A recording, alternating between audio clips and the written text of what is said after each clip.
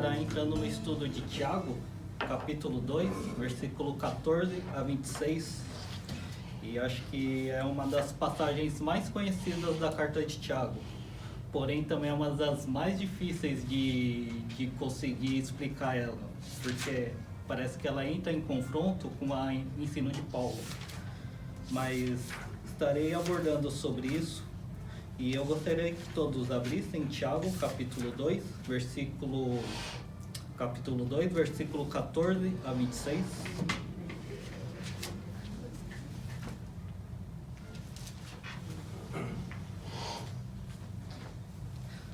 Todos acharam? Diz assim a palavra do Senhor: Meus irmãos, qual é o proveito se alguém disser que tem fé, mas não tiver obras? Será que essa fé pode salvá-lo? Se um irmão ou irmã estiverem com falta de roupa e necessitando do alimento diário, e um de vocês lhes disser: vão em paz, tratem de se aquecer e de se alimentar bem, mas não lhes dão o necessário para o corpo, qual é o proveito disso? Assim também é a fé. Se não tiver obras, por si só está morta. Mas alguém dirá: você tem fé e eu tenho obras. Mostre-me essa sua fé sem as obras, e eu com as obras lhe mostrarei a minha fé. Você crê que Deus é um só? Faz muito bem. Até os demônios creem e tremem. Seu tolo, você quer ter certeza que a fé sem obras é inútil? Por acaso não foi pelas obras que Abraão, nosso pai, foi justificado quando ofereceu seu filho Isaque sobre o altar? Você percebe que a fé operava juntamente com as suas obras, e que foi pelas obras que a fé se consumou. E se cumpriu a escritura, que diz: Abraão creu em Deus, e isso lhe foi atribuído para a justiça, e ele foi chamado amigo de Deus.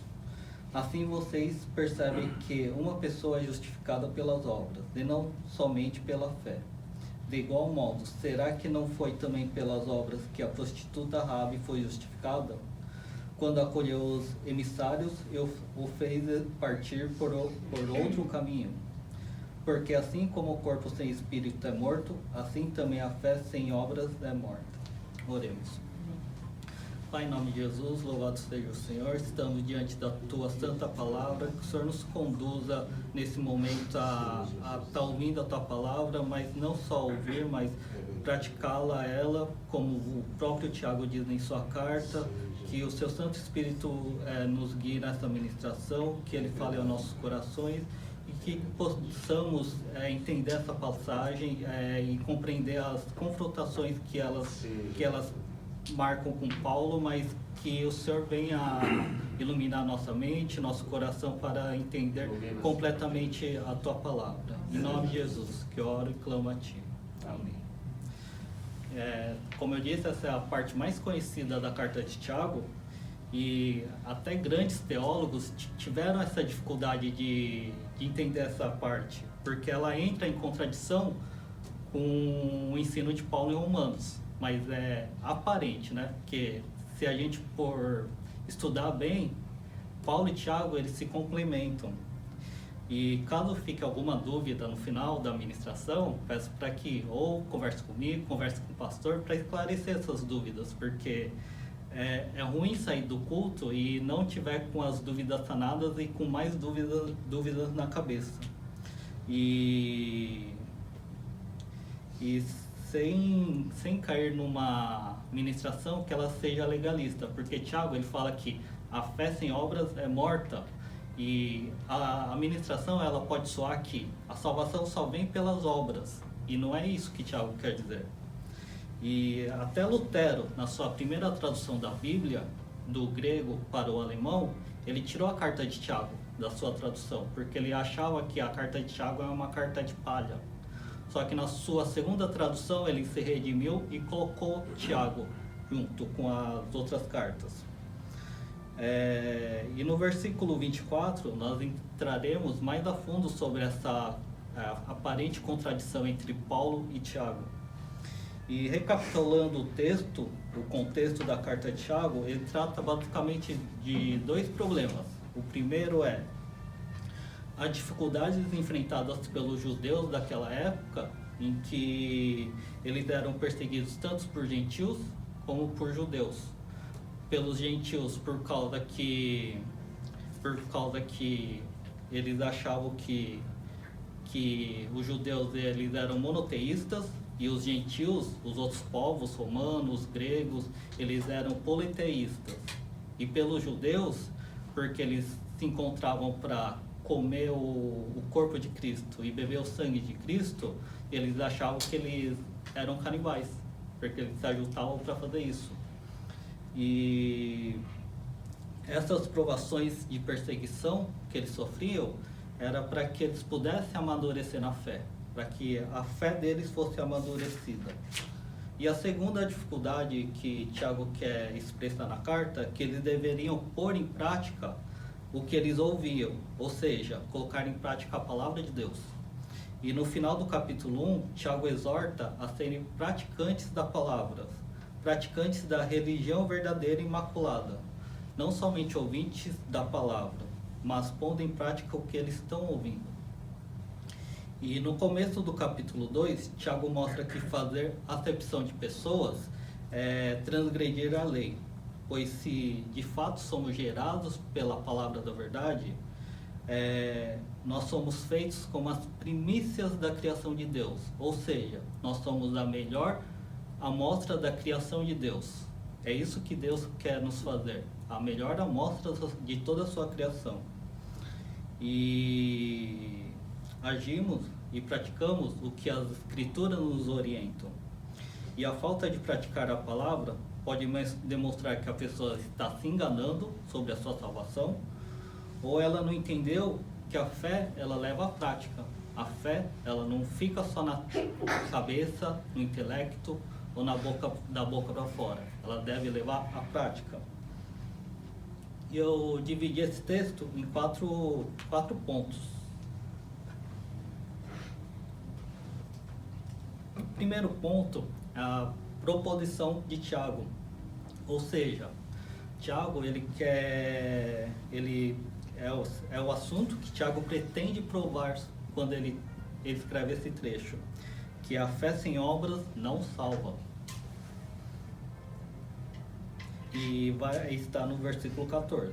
Aí no versículo 15 a 17 nós temos o primeiro argumento, porque a fé sem obras não salva. No versículo 18 a 19 nós temos o segundo argumento. E no versículo 20 a 25 nós temos o terceiro argumento, porque a fé sem obras não salva. E o primeiro ponto, que seja a proposição, que a fé sem obras não salva, está no versículo 14. Olhem comigo aí o versículo 14, que diz assim: Meus irmãos, qual é o proveito se alguém disser que tem fé, mas não tiver obras? Será que essa fé pode salvá-lo? Tiago gosta de usar muitas perguntas, né? E é interessante que perguntas às vezes fazem a gente refletir mais do que afirmações. E Tiago, ele não é contra a declaração de fé, pois as Escrituras mesmo afirmam: se com a tua boca confessares o Senhor Jesus e com o teu coração creres que Deus o ressuscitou dos mortos, serás salvo, como está em Romanos. E assim como em João 3,16, ele fala assim, na segunda parte, que todo aquele que crer em Jesus Cristo, né, não pereça, mas tenha vida eterna. A salvação em Cristo, Jesus,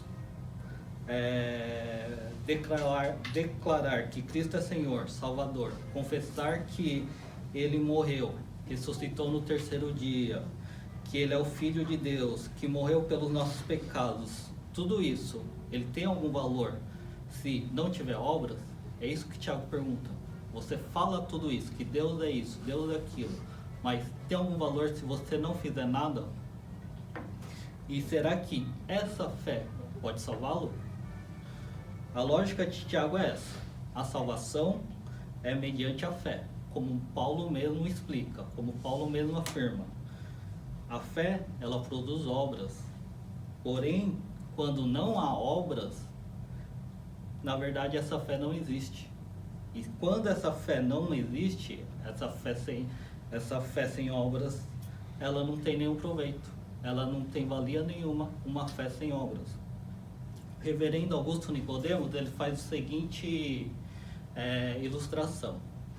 A fé é como a seiva que está dentro da árvore, que ela vai para os galhos, para os ramos, sai da raiz, e as obras são os frutos.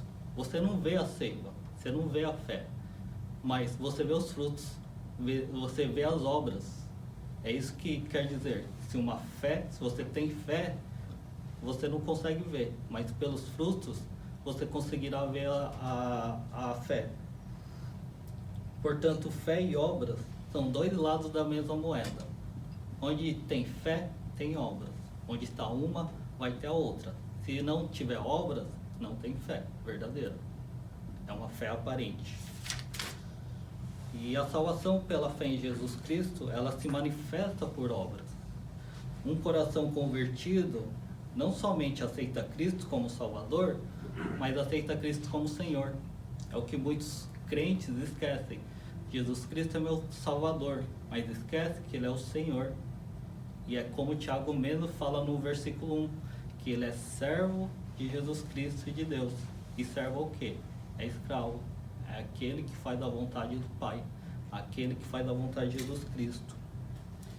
E aí entramos no primeiro argumento de Tiago, no versículo 15 a 17, que está escrito assim: se um irmão ou irmã estiverem com falta de roupa e necessitando do alimento diário, e um de vocês lhes disser, vão em paz, tratem de se aquecer e de se alimentar bem, mas não lhe dão o necessário para o corpo, qual o proveito disso?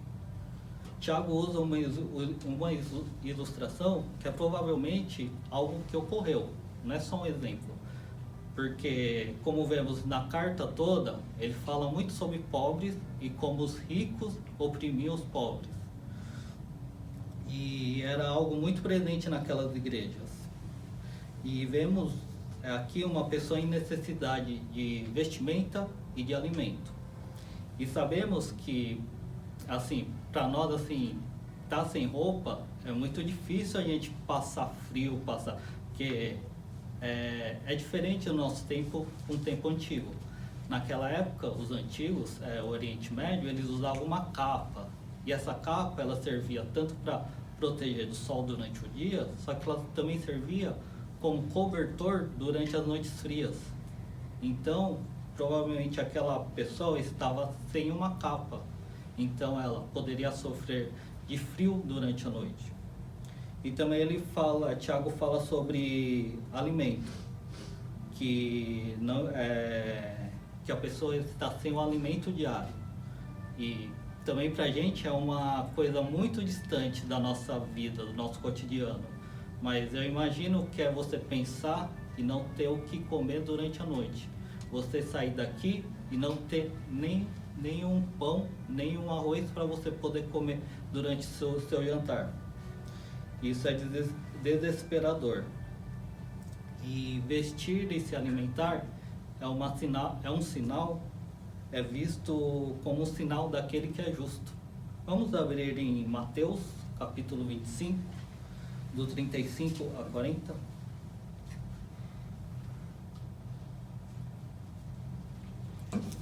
Mateus 25, 35 a 40.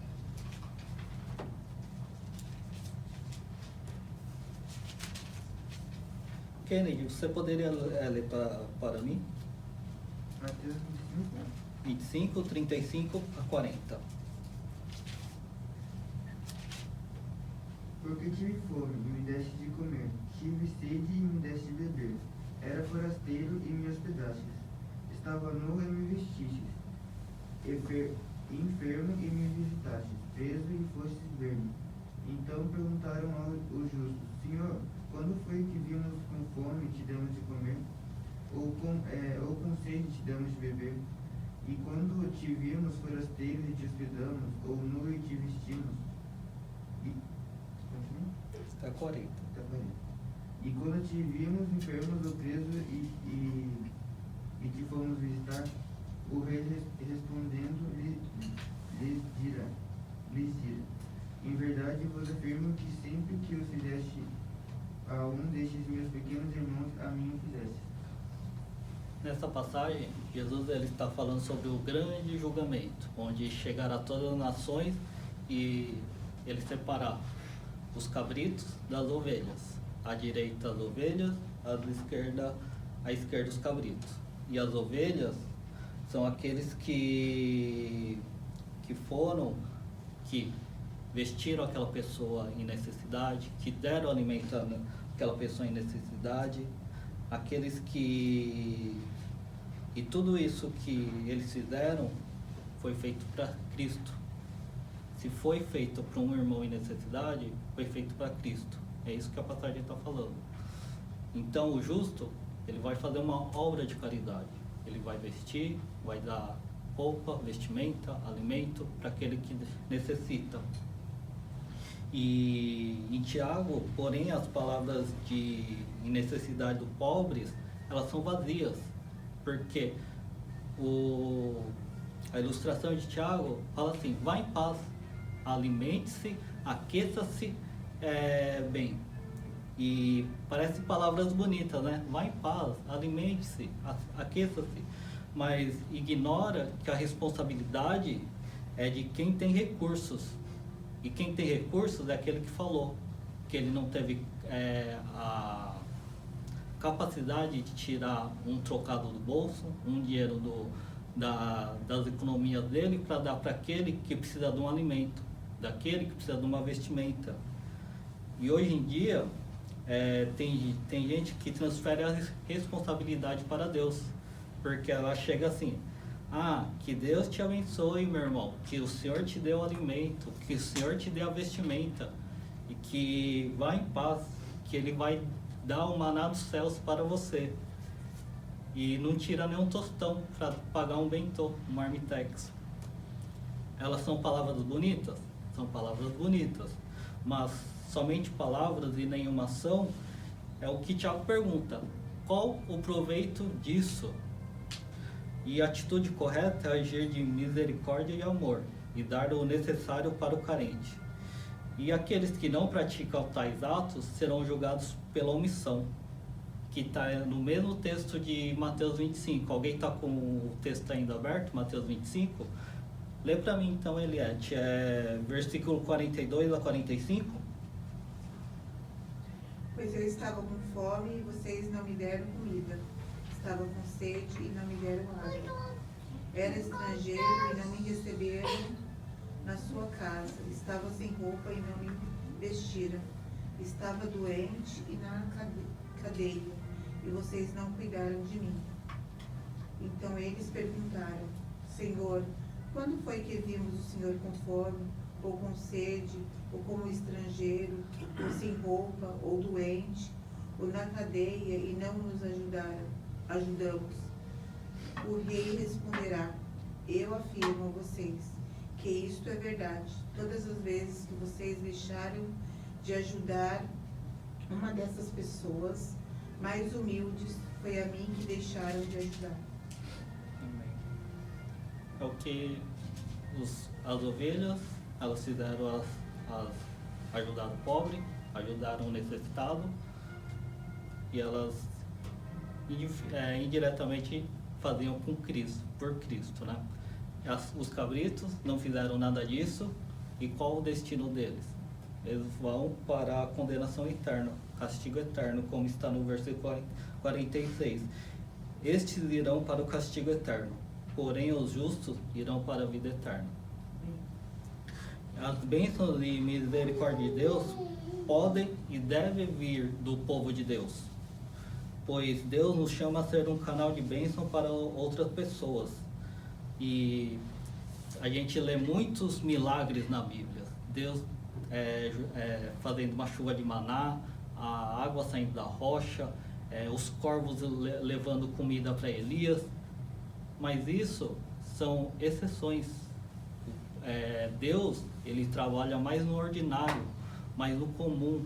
E esse comum é como? É quando nós abençoamos as outras pessoas. Que nós sejamos o canal de bênçãos para suprir as necessidades das pessoas. E o primeiro argumento está relacionado a obras de caridade.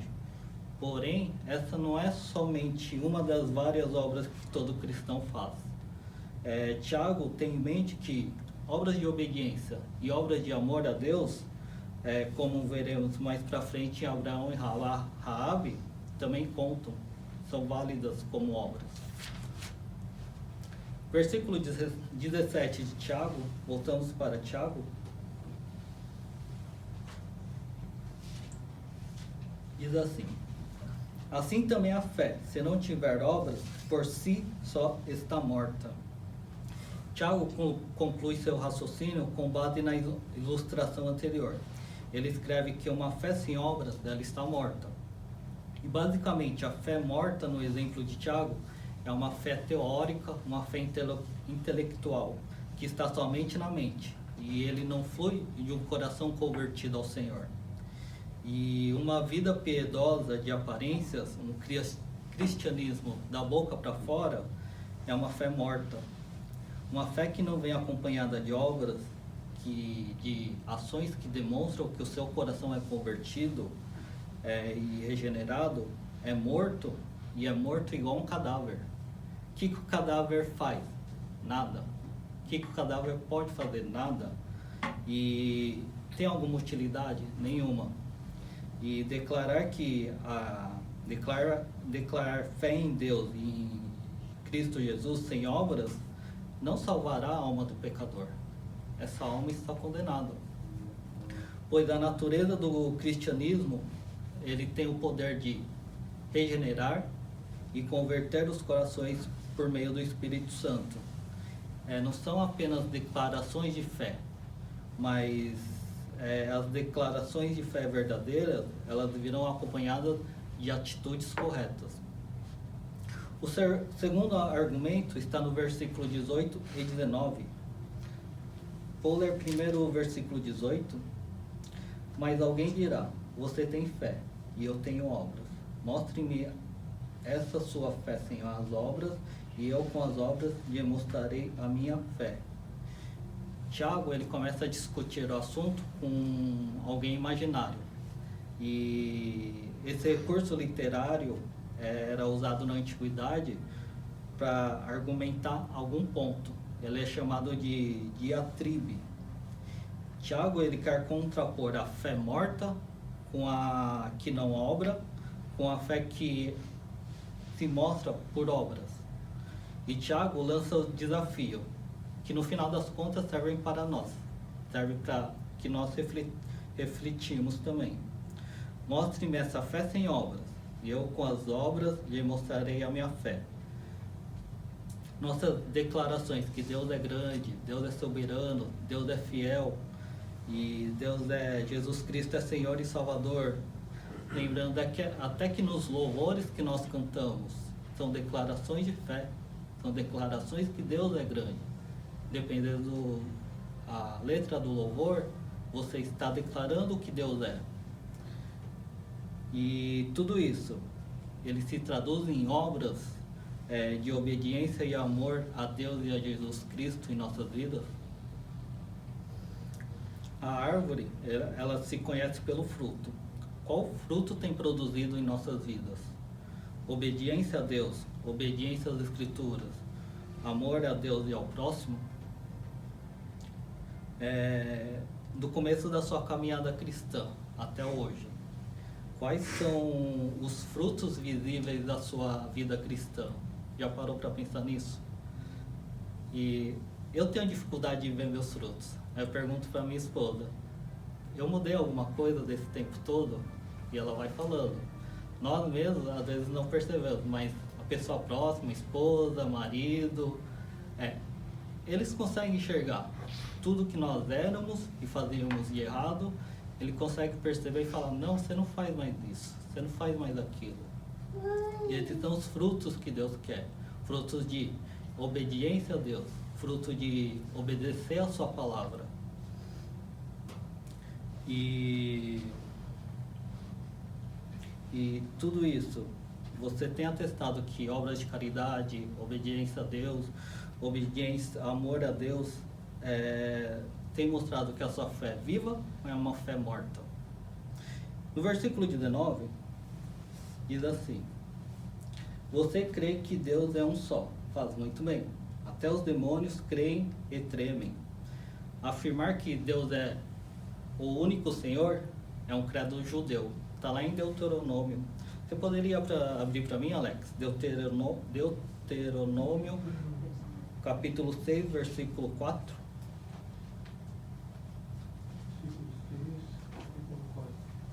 Isso.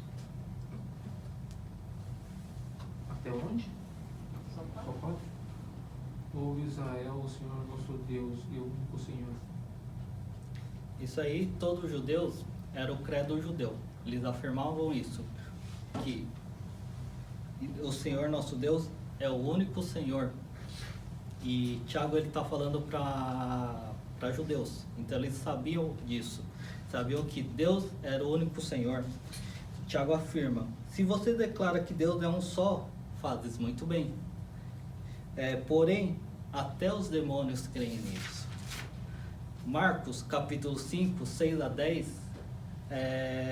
Kevin, você poderia abrir para mim? Marcos, capítulo 5, versículos 6 a 10. Vemos nessa passagem que Jesus encontra com o demônio e até o demônio crê e treme diante de Deus, diante de Jesus. Marcos 5, capítulo 5, versículos 6 a 10. Pode ler, se achar. E conduziu Jesus ao longe, correu e adorou-o, e clamando em grande voz, disse: que tenho eu contigo, Jesus, filho do Deus Altíssimo. Conjuro-te por Deus que não me atormentes. Porque ele dizia: sai deste homem, espírito imundo. E perguntou-lhe: qual é teu nome? Ele respondeu dizendo: Legião é o meu nome, porque somos muito. E rogava-lhe muito que ele não enviasse para fora daquela província. Nessa passagem, em muitas outras dos evangelhos, os demônios, logo que viam Cristo, reconheciam que ele era o Filho do Deus Altíssimo, reconheciam que era o Filho de Deus e declaravam que Jesus como Filho de Deus, e quando eles tinham a oportunidade, porque Jesus muitas vezes antes do demônio falar alguma coisa, ele já repreendia o demônio, nem deixava ele falar que Jesus era o Filho de Deus. E os demônios, além de crer, eles tremem. E é nisso que eles têm uma fé superior àqueles que têm fé, mas não têm obras. Nicodemos fala que se tivesse uma fila para o céu e o demônio estaria na frente daquele homem que tem fé, mas não tem obra. Mas demônio não vai para o céu, né? Demônio vai pro inferno. Mas é só uma brincadeira dele. E é verdade. Tem muita gente que tem fé, não tem obras e faz coisas erradas, mas não treme diante do juízo de Deus. Não tem temor diante de Deus. E até nessa passagem de Marcos, Mateus também tem a mesma passagem. Só que Mateus adiciona uma coisa, que quando os demônios veem Jesus, os demônios perguntam assim: vieste nos atormentar antes da hora? O que quer dizer com isso? Eles achavam que Jesus já veio condenar eles, já veio para o juízo final, onde Jesus vai julgar a todos, e o diabo e seus demônios, eles serão lançados no lago de fogo pela eternidade. E aquele que tem fé meramente intelectual, ele professa crer em Deus, mas vive como Deus não existisse. Ele não treme e não teme ao Senhor. E eu estava conversando com a Dani, a gente conhece uma pessoa, e que ela fala: agradeço a Deus pelo alimento. Ela chega assim de um lugar, ela vai viajar e ela chega no local e fala: obrigado, Senhor, pela segurança. Ou ela acorda de manhã: obrigado por mais um dia de vida. Só que aí a pessoa, ou ela mente, ou ela engana, ou ela blasfema contra contra alguém e não treme que todos esses atos pecaminosos, eles serão julgados por Deus. Deus virá e julgará. E, portanto, as pessoas que creem da boca para fora, que creem da boca para fora em Deus, elas são envergonhadas pelos demônios, que pelo menos eles estremecem. Essas pessoas não tremem, nem se abalam de fazer coisas erradas perante ao Senhor. E ao final, quem crê em um único Deus, mas é inoperante na sua vida cristã, ele vai compartilhar da mesma sentença dos demônios. Eles terão a condenação eterna. O terceiro argumento está no versículo 20 a 25.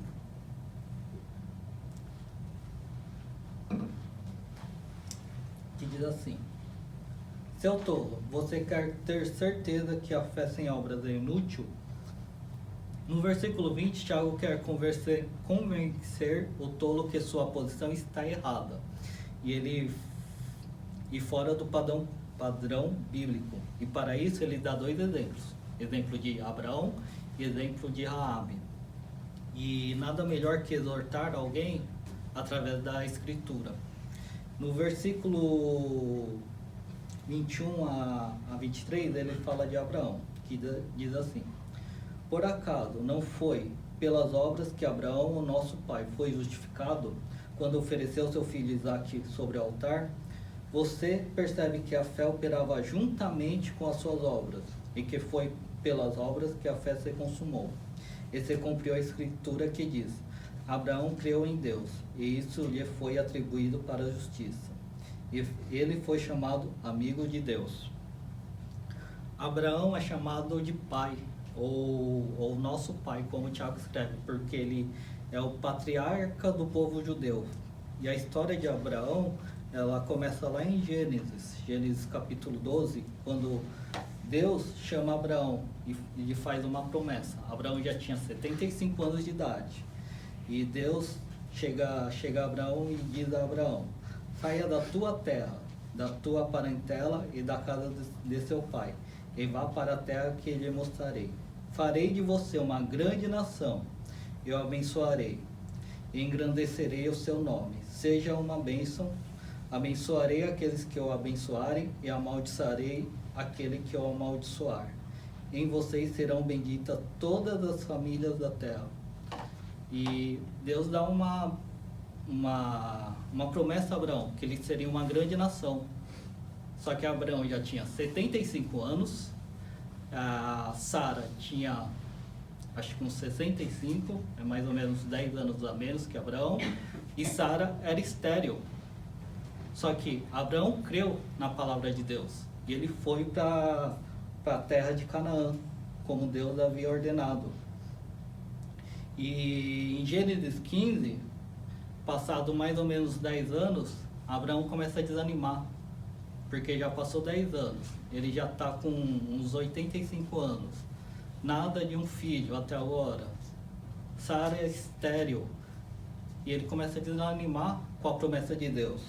E Deus, em uma visão, aparece para Abraão, e ele diz assim para Abraão: saia fora da sua tenda, olhe para os céus, olhe as estrelas, consegue contar as estrelas?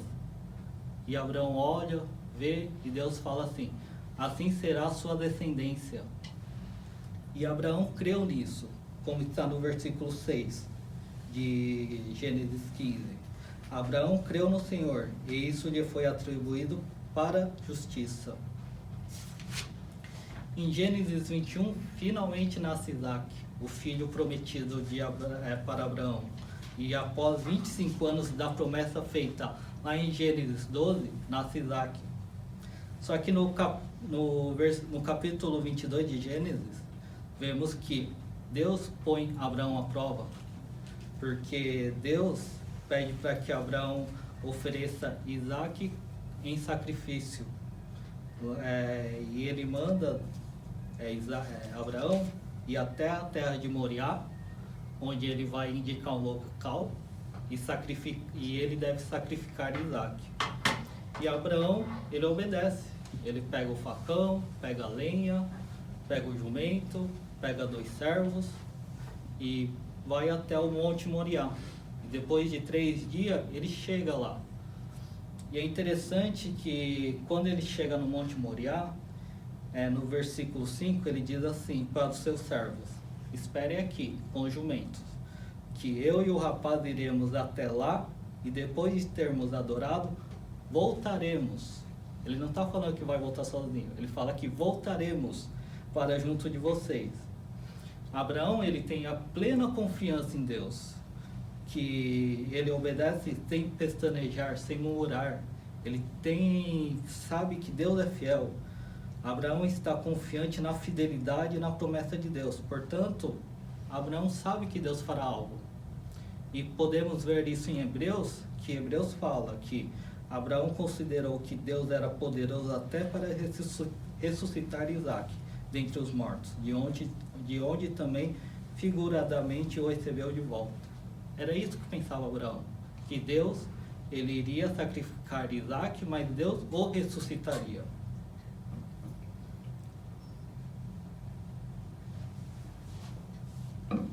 E no Monte Moriá, Abraão prepara tudo, amarra Isaac, e no momento que ele iria sacrificar seu filho, o anjo do Senhor o chama e diz: não estenda a mão sobre o menino, e não faça nada a ele, pois agora sei que você teme a Deus, porque não me negou o seu filho, o seu único filho. Tiago, ele considera a obediência de Abraão como obras, como vemos no versículo 21 de Tiago. Por acaso não foi pelas obras que Abraão, o nosso pai, foi justificado quando ofereceu seu filho Isaac sobre o altar? Vemos que nesse exemplo de Abraão e de Raabe, que obras, elas não se restringem a atos de caridade, atos de bondade, mas atos de obediência à vontade de Deus. E no versículo 22, quando diz que você percebe que a fé operava juntamente com suas obras e que foi pelas obras que a fé se consumou. O ato de obediência de Abraão ao oferecer Isaac mostra que a fé operava juntamente com as obras. Fé e obras, elas trabalham juntas. E a fé de Abraão era operosa.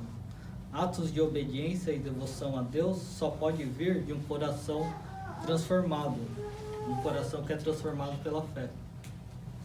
E quando Tiago diz que pelas obras a fé se consumou, consumar significa alcançar o alvo e daí chegar ao estágio de perfeição. Ao oferecer Isaac, a fé de Abraão amadureceu e foi aperfeiçoada, e também mostrou ao mundo que Abraão cria realmente em Deus, e dessa forma foi justificado diante dos homens. Fé e obras, elas andam juntas. A fé produz obras, que por sua vez aperfeiçoam a fé. A fé que salva produz obras que manifestam a salvação. Parece um círculo, né? Se você tem fé, você vai ter obras. Se você fala da obra, sua fé vai ser aperfeiçoada. E tudo isso vai mostrar que você é salvo, vai mostrar sua salvação. No versículo 23, Tiago diz assim: se cumpriu a escritura, que diz: Abraão creu em Deus e isso lhe foi atribuído para a justiça. Ele foi chamado amigo de Deus. Tiago diz que se cumpriu a escritura, mas essa palavra cumpriu, ele tem um sentido que foi de mais ou menos, foi comprovada ou foi demonstrada. Então, quando Abraão creu em Deus, isso lhe foi atribuído para a justiça, foi comprovada que a fé de Abraão era verdadeira. A obra comprovou que a fé de Abraão era sim de um coração transformado, de um coração regenerado. E Abraão é chamado amigo de Deus, que é uma citação que está em Crônicas. No versículo 24, está escrito assim: assim vocês percebem que uma pessoa é justificada pelas obras, e não somente pela fé. Agora a gente entra no aparente contradição de Tiago e Paulo. Tiago, ao escrever que uma pessoa é justificada pela obra e não somente fé, parece confrontar diretamente com Paulo, que Paulo diz que a justificação é pela fé somente, sem as obras. Parece contraditório, né? Mas para esclarecer essa aparente contradição, vamos ao contexto que cada autor escreve. Tiago escreve para um leitor, um povo. E Tiago escreve para outro. Paulo, em suas cartas, ele combatia o legalismo, os judaizantes, que eles entravam nas congregações e eles falavam que para a salvação é necessário obras da lei. Mas o que são essas obras da lei? E essas obras seriam o quê? A circuncisão, a seguir o calendário judaico das festas e as cerimônias religiosas e a dieta religiosa dos judeus. Que judeus não comem porco, não comem algum tipo de peixe sem escamas. E esses judaizantes, eles queriam que todo cristão, eles tinham que seguir essas obras para a sua salvação. Já Tiago combatia aqueles que iam para o outro extremo, que se sou salvo pela fé, sem obras, para que eu vou praticar obras se não tem necessidade, se não tem valor nenhum? E é bem possível que havia pessoas com esse pensamento, analisando que a carta de Tiago ele foi escrita para os cristãos que viviam fora da Palestina. Qual era o ministério de Paulo? Evangelizar aqueles que estão fora da Palestina, para os gentios. E agora, Tiago ele escreve essa carta para corrigir esse pensamento, essa má interpretação da doutrina de Paulo. E Paulo, ele está em plena concordância com Tiago. Vamos abrir em Efésios, capítulo 2, versículo 8 a 10. Efésios, capítulo 2, versículo 8 a 10.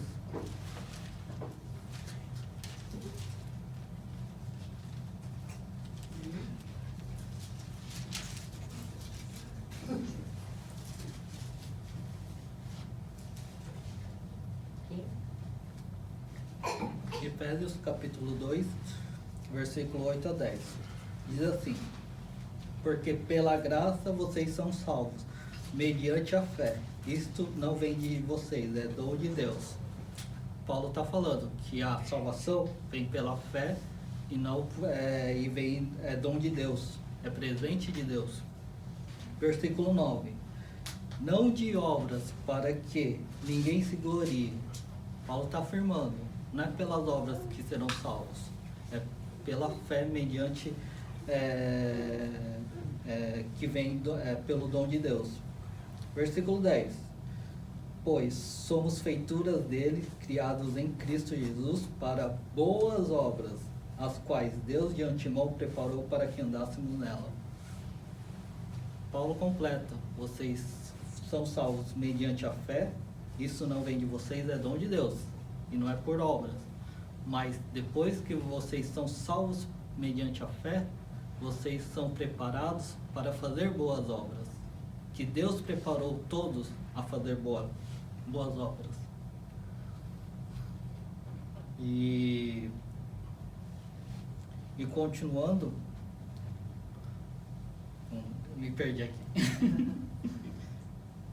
Continuando, Tiago ele não está discutindo o ato inicial da fé, quando a justificação vem pela fé somente. Mas Tiago, ele fala que quando as obras justificam uma pessoa que tem fé, pois demonstram que essa fé é verdadeira. As obras validam que essa fé é uma fé genuína, uma fé verdadeira. E no versículo 25 de Tiago, voltamos para o texto de Tiago, versículo 25 fala do exemplo de Raabe. que diz assim: de igual modo, será que não foi também pelas obras que a prostituta Raabe foi justificada quando acolheu os emissários e os fez partir por outro caminho? Raabe era uma prostituta cananita. Tantos homens e mulheres da Bíblia, homens tementes a Deus, homens cheios de fé, poderiam ser ótimos exemplos para que Tiago escrevesse na sua carta. Mas Tiago, ele coloca Abraão e Raabe. E por que essa discrepância tão grande? O patriarca com uma prostituta estrangeira. E Tiago, ele quer mostrar que, apesar da diferença entre eles, seja patriarca do povo judeu ou uma estrangeira cananita, um homem de família ou uma prostituta, de Abraão a Raabe, todos estão debaixo da mesma doutrina, do mesmo critério. Uma fé sem obras é morta, é inútil. E a obra em que Raabe é justificada foi quando os espias foram mandados para Jericó. E Raabe provavelmente tinha um bordel, né? Porque ela ficava bem no muro de Jericó. E os espias foram para o bordel porque lá tinham soldados, tinham pessoas influentes, eles poderiam espionar a cidade, porque eles queriam saber qual o tamanho do exército de Jericó, quais são suas fortalezas, como invadir essa cidade. E o rei de Jericó, ao descobrir que havia espias no bordel de Raabe, manda seus soldados. Porém, Raabe, que tinha fé no Deus de Israel, e em um ato de temor e obediência a Deus, esconde os espias e os fazem partir por outro caminho. E com essa atitude, Raabe demonstra que sua fé no Deus de Israel é genuína e é transformadora, pois coloca sua própria vida em risco pela vida dos espias. E no versículo 26, Tiago conclui a sua escrita, a seu trecho. Porque assim como o corpo sem espírito é morto, assim também a fé sem obras é morta. Tiago conclui com o mesmo tipo de comparação do versículo 17. A fé sem obras é morta. Assim como um cadáver é inoperante, assim é a fé sem obras. E para concluir,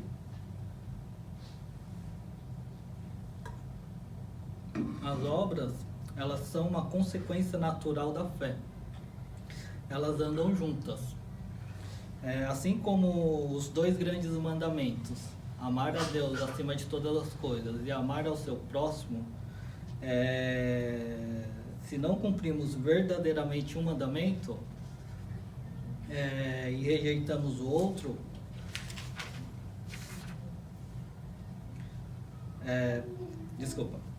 assim como os dois grandes mandamentos, se você fala que cumpre um, mas rejeita o outro, você não está cumprindo nenhum nem o outro.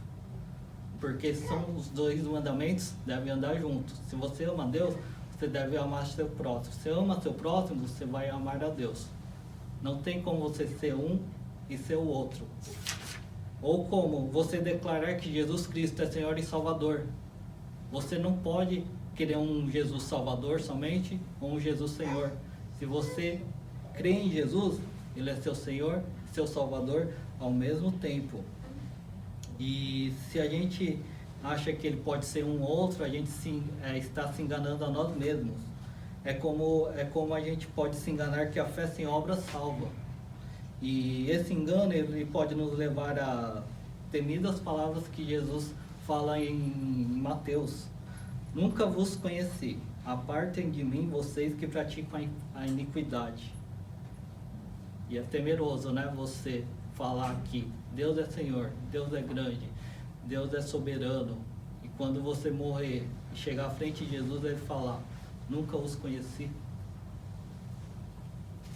Que o Senhor sonde nossos corações e que possamos reconhecer, que Ele nos mostre que nossa fé está produzindo frutos, nossa fé tem mostrado frutos que demonstram que realmente seremos salvos, somos salvos. porque a gente pode estar se enganando. Isso é muito difícil você só reconhecer isso quando você estiver na frente de Cristo. Que Deus ilumine o nosso coração, ilumine nossas mentes e que possamos reconhecer que a nossa fé, ela precisa de obras. É a consequência natural de tudo